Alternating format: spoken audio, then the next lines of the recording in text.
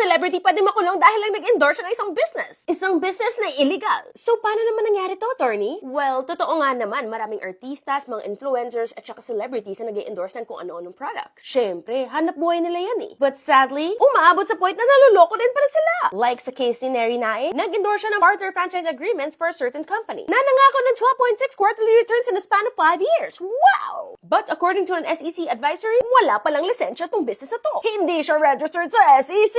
So ang labas may violation ka under the SRC. Plus, dahil sa Article 315 ng RPC, ang kahit sino man na nanloko, kahit indirect pa yan. At dahil more than 5 people ang involved, ay pwedeng mahulog sa syndicated estafa. Ano epekto nito? Because of PD 1689, mas mabigat ang punishment mo. Pwede ka man life imprisonment, girl. Dahil sa Section 28 ng SRC, liable ang kahit sino na mag-promote, mag-solicit, magbenta ng kahit ano kung walang registration ng company. Meaning, illegal ang business. Hindi nag-i-exist. Nako! At dahil special law to, the act itself is the crime. So, boom! Promote ka lang, endorse ka lang, hindi legitimate ang company, boom! Kulong ka na!